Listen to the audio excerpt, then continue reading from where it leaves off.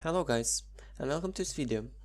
Today I'm gonna show you how we defeated the last 5-man dungeon boss while we dueled.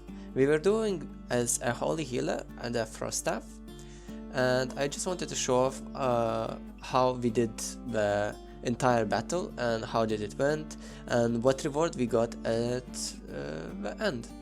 So first of all, this boss is really hard to fight because each time it auto attacks you, it heals for 2000, and also he does some special attacks like waves. If you don't dodge it, you take a lot of damage. Now he's healing itself, it's a really good attack. Here you can DPS a lot as group, but here we're doing so I'm the only DPS because it's kinda impossible to do without healer, so yeah. Okay, so this is EarthKeeper Shaman. It is a purple chess boss. It spawns these little red dots, which I use to recover my mana with Scholar Skull. And yeah, for my build, I'm using Scholar Skull, Scholar's Rope, Scholar Sandals, and Frost Staff, with an offhand of Tome of Spells. My healer is using Cleric Robe, Knight Shoes, and Scholar Skull as well. And my healer is using Life Touch, because it removes the root. The root is really important to remove, because if you're gonna get rooted, you're gonna get a lot of damage. So yeah, you should always try to avoid the root. Also, I avoid the root by pressing W, so it's really important as well. So yeah, my fight is pretty clean. Like, first time we tried, we kinda failed, but it lived with like 70 health, 67 health, something like that. I needed one more Q, but yeah, we kinda failed the first one. Now we're showing the second attempt, and you can see healer got rooted, but I just used E and yeah, I removed the root. It's good. It kinda takes pretty long time to kite him, but when you get hang of it, you basically never get out attacked by it. So yeah, now I'm trying to lure the red dots to myself, so I can regain mana and I can continue DPS. The most important thing in this fight that you need to avoid these dots for like to stack up.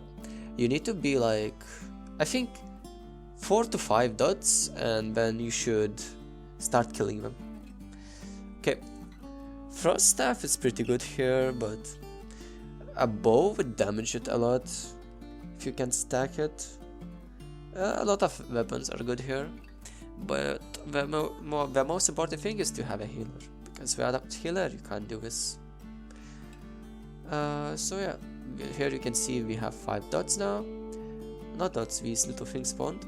So we're gonna AoE them down. I'm staying near healer while AoEing them, because they're following me and healer. This is actually a little bit of a mistake, because I needed more mana, but yeah, kinda messed up. Now I'm waiting for more spawns. It's already halfway dead, so that's really good. What about other healing classes? Nature is pretty good here too, because you can move while healing. Nature is really good at group dungeons in general, so it's a really good class, but it kinda got nerfed, so it's not viable in like Hellgates that much. I still see some nature staffs in Hellgates, but not too many anymore. Okay, so here we have 4 dots. I'm gonna clean them up real quick, because my healer needs to stop to heal and the boss is focusing the healer. So now when the focus changes, you need to DPS down as much as you can, because this is free damage. You don't need to dodge her, you don't need to kite her. Healer has to do everything. Meanwhile, you can just chill and spam click Q ability. While we were doing this dungeon, I had 100 mastery points on Frost, and I had 50 spec, so you don't need that much spec, and the healer had like 40 spec. It was like, we're not 100 spec, maxed out, trying to kill this boss. We're just doing it as half spec, so it's pretty nice. Here I'm using the D again to heal from the dots, and soon she's gonna enrage. After she gets like 10k health, she enrages. See, I wait for her spell, so I dodge the root and her spell. That was really clean. And now I'm gonna dodge another one, and it's gonna enrage soon.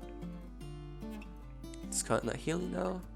I'm DPSing her down while he's healing, so yeah. Okay, 11k left. We still didn't reach that mark when she enrages, but soon enough. Takes quite a bit to kite her. And what about mobs? You don't pull too much mobs as a DPS and a healer, because healer can't out-heal you. By the way, I don't know if it's most efficient way, but it worked for us, so we did that. We pulled max of 3 mobs and just AoE them down with Q and E and R. R is really good because it reduces the cast time, so you can just spam your Q even harder. Okay, she's enraging now. Now, at this moment, she's gonna spawn a lot of dots, and she's gonna start casting the spells quicker, so you need to be careful of that. Okay, she's healing. Her heals lasting for longer. Oh yeah, see, the damage was so big. The healer now has to use the holy beam to save me. And you see the dots started to spawn from these little blue pools, so there's a lot of dots. So here you just need to try to DPS as much as possible, plus the boss is focusing healer, so I can DPS down real fast. Okay, and here we go, we finished it. Healer had to tank like 4 dots, but at this moment you don't kill dots anymore, or you focus, and you saw we got like 40k experience for each. That was pretty nice. Okay, so now let's see the loot. And the loot is kinda disappointing, to be honest. I expected something good, but yeah, this is 5-man dungeon. I expected way more than this, but I mean, you get what you get. It did some group dungeons as a 5-man, and we got a 7.2 or 7, yeah, 7.2 royal jacket, so that was insane. Sadly, it wasn't my drop, so again, I was unlucky. So either way, thanks for watching my video, and have a nice day.